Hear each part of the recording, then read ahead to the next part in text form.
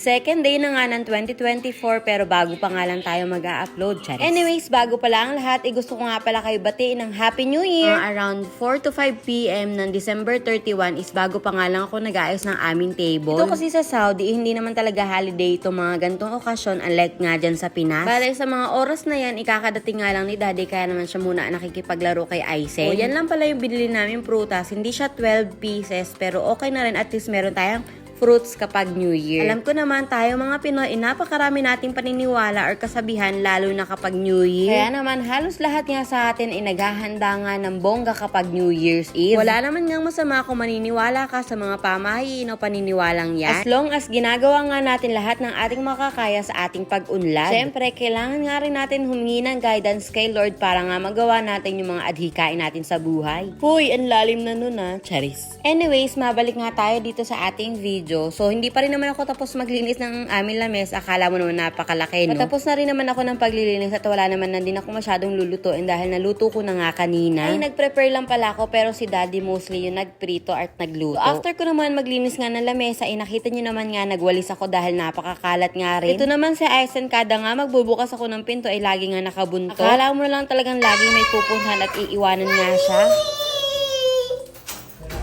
At habang nagluluto nga kami ni Daddy, sabi ko nga baka naman pwede niya i-assemble na nga tong karaoke. Siyempre, hindi nga pwedeng hindi makikialam nga ang batang si Aisen. Tingnan nyo, may pagkanta-kanta pa nga niya nalalaman. Ang may pinagmanahan nga ito, charis. Habang nagluluto nga si Daddy ay nagsimula na nga ako ng aking concert, charis. Nimute ko na nga lang dahil hindi nga maganda ang aking pagkanta at baka makopyright pa tayo, charis. Anyways, tumigil nga muna ako ng pag-concert ko dahil nga pinrepare ko nga muna itong cordon bleu. At next time, isi-share ko na nga lang din dito sa video. Bale, ito pala yung mga handa namin, pansit na luto ni Daddy, then itong cordon bleu na ako yung nagtimpla at ng Shanghai, si Daddy nga lang yung nagprito. O diba, teamwork pa rin kami hanggang pagluluto, charis. Anyways, kumain na nga rin kami after ko nga i-prepare yung mga pagkain dito sa lamesa at hindi na nga namin nantay ang 12 o'clock dahil baka nga mapuyat at may pasok pa nga si Daddy. Ang mahalaga naman kahit paano nga nakapag-celebrate kami ng New Year's Eve dito. At tingnan nyo na nga naman tong anak ko dahil meron nga siyang sariling hawak na Shanghai. Hindi po nakikipag-unahan pa nga siya sa pagkuhay, akala mo naman talaga mauubos niya. Siyempre, alam niyo naman ang ritual bago nga kumain na lahat, kailangan nga muna nating mag-picture. Anyways, hanggang dito na lang ulit. Happy New Year sa lahat! Bye!